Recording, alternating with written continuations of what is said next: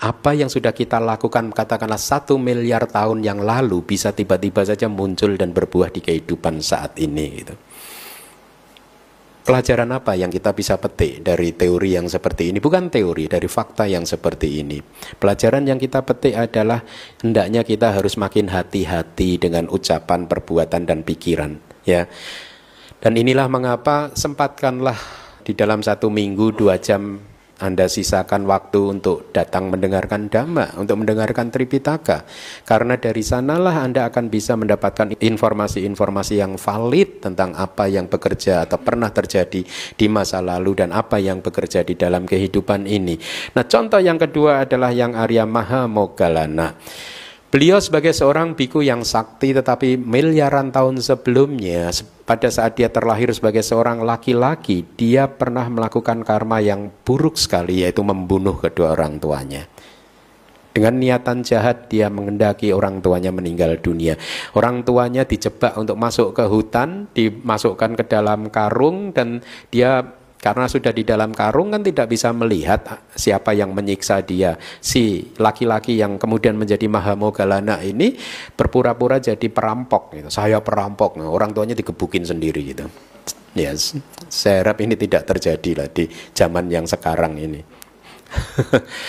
Singkat cerita, akhirnya dari karma tersebut, laki-laki yang kemudian menjadi Mahamoggallana ini harus mempertanggungjawabkan karmanya. Dia terlahir di neraka selama jangka waktu yang lama. Ya, keluar dari neraka dia tetap saja tidak bisa keluar dari 4 alam apaya. Dia terlahir sebagai binatang. Keluar dari alam binatang masuk lagi ke neraka hanya karena karma tersebut. Dan pada saat dia bisa keluar dari alam neraka di kehidupannya yang terakhir kemarin, dia beruntung, ada karma baik dia yang menjadi karma produktif, memproduksi kelahiran dia menjadi seorang manusia, dan karma produktif ini juga menjadi karma pendukung sehingga tidak hanya dia terlahir sebagai manusia, tetapi dia berbulat tekad memutuskan untuk menjadi murid Buddha, bertemu dengan Buddha, dan kemudian dia bahkan menjadi seorang arahat pada akhirnya. Nah, pada saat bahkan dia sudah menjadi seorang biku dengan kesaktian yang paling menonjol di antara semua murid Buddha, karma yang dia lakukan 1 miliar tahun sebelumnya menyiksa orang tuanya masih belum habis. Masih belum habis. Di kelas yang lalu saya katakan, satu karma bisa berbuah berapa kali? Banyak, tidak terhitung. Tergantung berapa lama durasi karma tersebut diciptakan. Karena satu jentikan jari saja karma tercipta bisa ratusan miliar. Satu jentikan. Benihnya ratusan miliar. Kalau durasi karma dilakukan selama 1 jam, Anda tinggal kalikan. 1 detik katakanlah 1 triliun, ya, berarti 1 menit 60 triliun, 1 jam berapa? 3.600 triliun. Anda sekarang mendengarkan Dhamma Talk dari saya, Anda sedang menimbun karma baik. 1 detik miliaran deposito karma baik Anda bertambah. 2 jam Anda jadi jutawan baru. Jutawan karma baik, thanks to DBS. Nah, karma menyiksa orang tuanya kemudian muncul dan menjadi karma penghancur, menghancurkan kesaktian dia. Kalau Anda ingat kehidupan akhir Dewadatta itu dia disiksa oleh para perampok kan, oleh para penjahat kan. Ya, apa yang terjadi? Jadi ada seseorang yang tidak suka dengan Moggallana kemudian menyewa gerombolan penjahat dan mencoba untuk membunuh Moggallana, tetapi di 6 hari yang pertama itu Moggallana berhasil lolos. Jadi pada saat dikepung di kutinya gitu ya, mau diserbu, digerebek gitu mungkin masuk ke dalam kuti, dia menggunakan kesaktiannya tiba-tiba menghilang dan lolos dari lubang pintu. Selama 6 hari dia berhasil meloloskan diri gitu. Terus menerus dikejar, nanti masuk lagi, hilang lagi begitu. Lolos. Tetapi pada hari ke-7 naas, dia exercising kesaktiannya, menggunakan kesaktiannya, tiba-tiba nggak muncul kesaktiannya. Inilah makanya kadang seseorang yang mempunyai kesaktian belum tentu bisa memunculkannya terus-menerus. Yang mulia Mahamoggallana pada hari yang ke-7 udah dikepung, udah mau disiksa, dia mau menghilang, nggak bisa menghilang. Seperti yang pertapa yang tinggal di Gunung Himalaya, masih ingat nggak? Datangnya gagah perkasa kan, terbang kan? pulangnya jalan kaki dia.